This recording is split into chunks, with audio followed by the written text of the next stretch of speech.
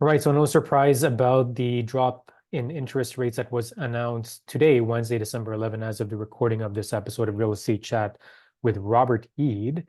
And Robert John, oh, sorry, I was going to introduce you. and me. And John de Perez. There you go. And on this episode, what we're going to be talking about, Robert has dissected some of the stats and the data, and we thought of what to call this episode because we're in the midst of, the end of 2024. Stay tuned for our end of 2024, beginning of 2025. So our projection, our forecast, our crystal ball of real estate chat episode. But Robert, what happens next is the question. So why don't we just jump right into it and show off your charts and let's talk about what happened and what's going to happen next. Robert. Okay, this is the school year sales chart that starts in September and finishes in August. And the reason for doing this is because it shows the low point in December, January every year. And then the big spring, depending on the year, it's either in March or May. And this is all the years going back to, I can't, oh 01. And that's what it looks like. It's the spring big rally and the fall before the snow flies. So here we are, following exactly the same pattern, actually a little bit better than we were a few weeks ago, a few months ago, and still far below average. Average, we're off by 15%, but we were off by 30% a while ago. So we're definitely feeling stronger.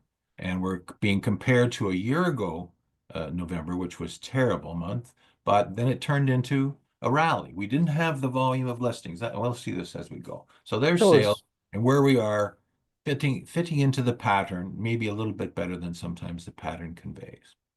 is it fair to say that the activity is reflecting sort of the confidence in buyers returning to the market as a result of these rates that have been consistently dropping, which some real estate haters and of course everybody else who have liked and subscribed Real Estate Chat were a bit skeptical, to be fair, to be skeptical about these drops, but they've happened. So is this following because of that or something else, Robert? No, interest rates are a big factor. This is the time of year when people tend to do nothing or tend to wait until the snow flies and do nothing until after it melts. But so we can't say. We can't say anything for sure. Some of the people that are talking are going to be wrong, and some of the people that are talking are going to be right. And we're Okay. just commentating and we're just commentating We're about what's commenting actually on happening. everything, yes, and Yeah. what we see is actually going to happen. Never mind what might be good for us or what we want to see happen, what we see happening, and what we imagine will happen. Yes. Okay, so now here we're the same information except with fewer years and starting in calendar year, January through December. So here you can see that instead of being the uh, 23rd or something or other best month of the year. We're the 20th and we were the 19th best. So we're doing far better than we were, but still below average. Hitting the average for the month of December, which right now this morning we were on the average for December. I'm sorry, we're the same as we were last year. The 10-year everything's still up into 4,500. We're at 3,400. So we're going to do the same thing again in December, but December is not a meaningful month. Okay, prices. Price is what everybody's concerned about. Now, I had been more optimistic about what the price change from last month was going to be. I thought the change from October was going to be like 0.5. It turns out to be minus 2.57. So it's far lower, but it's only 20,000, and it's still the second highest November on record. The highest number was, of course, a couple of years ago, and everything else is just below there, and then it drops off like crazy before the boom really kicked in. So we're far off the peak, but we're far off where we were 3 years ago. No, I mean, second highest November means something significant still, right? So it means that prices haven't dropped. They've remained stable, if anything. And That's right. would it be fair, Robert, to say that we're setting it up for, I mean, is it fair to say that the prices we'll see in 2025 will be higher than what we've seen this year, considering rates have dropped, some confidence is returning back to the market, short of something catastrophic happening? Will we see higher prices in 2025? You know what? I guess we're going to save that to our projection episode. How about we do Okay, that? okay, we can Yeah. answer that if you go to the next slide. The next slide shows the same information except using the school year, where we have a start in September and it goes through to August. So you can see us approaching, that straight up and down line, is Jan 1, 2025. So what's going to happen? We said the same thing last year. Look at the big gap between what happened in the previous couple of years and what happened in that one boom year. So which one do we think we're going to emulate? The boom crazy thing that hardly ever happens, or the regular pattern? What do we think? So what happened last year is we scudded along a little bit above, a little bit below 2022 and 3 last year. So what we saw was a rally in sales that we hadn't expected in the fourth quarter. We saw in the first quarter a rally. And the difference between this year and last year and the year before that is this huge inventory of listings that we're waltzing into the year looking at. So what I've said a few times is that the high inventory is going to erode prices, but it hasn't eroded prices. But we still have this huge volume of sales. Now we have reduced interest rates, so that's going to help monthly payments and help maintain the sales. I think we're going to see continued flat, continued following what we did for the last 2 years. Those two blue lines there with red dots on them, I think that's where our purple line is going to continue to go. Is that a good thing for buyers, though? Well, for a seller, you're now getting, again, it's the second highest price you're ever going to achieve in your whole life. And for buyers, it's dirt cheap in monthly payments compared to where it was 2 years ago. So everybody wins, everybody loses. So I think it would be futile to think that prices would drop at this point below this year's levels because of like things are going against anybody who's sitting on the fence waiting for prices to go cheaper. Saving, of course, the seasonality aspect of it, but in the spring, if rates continue to drop at this rate in the spring, there's no reason why it would be priced the same as 2024 spring. Okay, let's again go back to these interest rates. For the Bank of Canada, in their infinite wisdom, to reduce rates anymore or to take another half point step would mean that there's something terribly gone wrong with the economic conditions that they monitor. Unemployment was the key thing that everybody talked about last Friday that said, oh, okay, they got to go half this time. These boys are trying their best to keep an overloaded boat afloat. And I guess half of them are girls. They're doing an admirable job compared to impossible. Compared to the best it could possibly be, we have to go back 20 years to start over. I mean, we can't do that. So interest rates are now going to be somewhere in the threes. 5 years is going to be around 4. And that is traditionally very low. But the monthly payment based on the prices is still very high. So it's a Give and take a bit, I guess. It's that's right. That's what I say. Some of the sellers are going to say, oh, I could have got more. Yeah, but you could only got that more for 1 year. yeah, And exactly. buyers say, oh, I'm getting it for less, but now my payments are higher. But yes, but compared to 20 years ago, it was 9% interest. Now you got a And 4%. What are you complaining about? the So you're sellers always going to are complain unless you're compelled to do something. There's always going to be a reason to do nothing. yeah, and the sellers are not faced with the same market conditions as they were here at this Well, peak. in Like there most cases, was, the seller is going somewhere else. And so there are two corks floating on the ocean that, the rising tide raises all boats. Now, someone who's the last time seller, okay, they wanted to sell at the peak, but they didn't want to sell at the peak. They wanted to sell now. So now they have to take what they can get. And now it's the second highest price they can ever get by not a very big margin. And they can affect that by playing around with interest rates themselves. So that's another whole question for listing strategy rather than market regular consumption. right, which we'll probably cover in our crystal ball episode before the year's First of end. all, sure. Active Okay, so inventory. yeah, the unknown thing is inventory. So we see it's come down. It's come down now so that it's over 20, but not by a lot. And like now you read it broke through 20 this morning on the Stratus for these. Okay, this is for residential with no more than 2 kitchens. If it's got 3 kitchens, it's counted as something else, not part of these statistics. So that's why you see different ones being included. So this is the way the TREB calls residential, not more than 2 kitchens. Okay, so we've come down and we're continuing to come down, but still way above we were. So we divide it by the number of sales, and here's our benchmark that we count on, and saying we're at 371 months of inventory. 371 months of inventory, is that good? Is it bad? Well, compared to everything going back '09, so how long is that? 15 years. It's not great.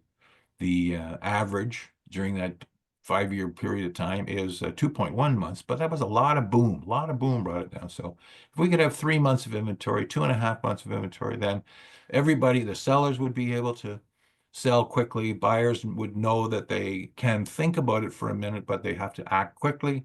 And the realtors wouldn't be upset because their listings are expiring and they don't know what to do. So we're Which just a little, we might get to that point at some point. look, this is where everybody's guessing. So we won't guess anymore about that. All right, But fair we're enough. trending down to where we are. And this is a long range view, thanks to Ron Hoth, that going back to '07, months of inventory, that's the months sales into the months and inventory. And there's the months going up to 8, a lot of them around 3. And we're up at less than where we were, but less than 4, more than 3. And so we'll see where it goes. Okay, now I believe that there was an error made in the Toronto Real Estate Board's account or reporting of something that we call relists. And so this is my graph of when they normally do a reporting of relists. That's the red line. And the blue line is the number of new listings that come out every month. So we can see that it's dropped down remarkably close to like 10,000. What is it? 11,592. And the relist, instead of being 25, 29% of that number, because if somebody with the same property, same owner, same property, same listing broker within the original time frame of the original listing cancels the listing and puts it through the system again as if it was a brand new listing, oftentimes changing the price, sometimes changing the strategy, sometimes both. It's counted again as a new listing, but it is noted very sort of hidden fashion that it's a relist. It's a do-over. It's the same property being resubmitted again. And we can see going all the way along this whole chart that it's averaged out to being a gap of somewhere between 20 and 40% of new listings were relisted. So they published a number that said it was 5%. And I brought it to their attention that, gee, that's awfully far different from what you've ever had before in November and what you've ever had as a gap between new and relists. And so they pulled down that number and they're thinking about it again. I guess I got a message back from them that says, yeah, we're still trying to find out what the problem is on that chart. Like they changed the methodology somehow. I don't know what happens. They don't know what happens.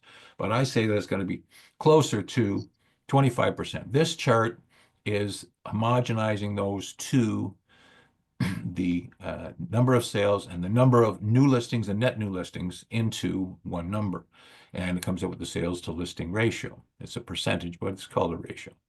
And using the red line, standard method says that 50%, 51% of the new listings were absorbed by sales. And because I think there was an error, the net new listings is just reduced by a bit, so that makes the number higher. It says it's 53%. I believe that if we, instead of counting 542 relists, we counted 2,898 relists, 25%, then our net new listings would calculate out to 67%, which is just about what the average is, which is definitely in sellers market. And what SNLR does not allow for is the inventory, the backlog of inventory, I'm going to call it, that's overbalancing and a tremendous influence on the market that SNLR doesn't show. All right, Robert. So being that it's almost the end of 2024, and of course the much awaited spring market is around the corner. I mean, I know we haven't gone through the winter weather yet. I know, around February we start to see things pick up. And of course we've got a crystal ball episode coming up. So you can make sure Real Estate Chat viewers, you stay for that. What's the actionable item for buyers who, for whatever reason, they decide, hey, December is the month we're going to gift ourselves a house, or a seller who's thinking, you know what, it's December, but I want to sell now. What should these buyers and sellers do December 11th to the end of the year. Okay. Things are going to get quiet from the 15th of December, sometimes it's the 20th, until the Saturday after the kids come back from school. So every year it's a little bit different because sometimes the holiday is on Monday and sometimes it's on Friday and sometimes it's in between. So when the Saturday after the kids come back to school is when the official spring market starts because we don't get a lot of snow here very often. And so it can just start when everybody wants.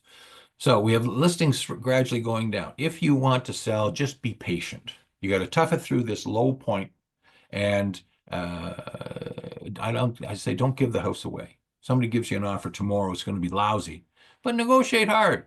Negotiate for a price that you think is okay and a date that you think is okay. And if you're still living in the property, where are you going to go next? So can you do what you want to do with the proceeds that you're going to receive from this offer? Anybody who's buying now is an opportunist. They see that I can go be contrarian. I can buy against the grain of the market. I believe that things are going to be better based on low interest rates.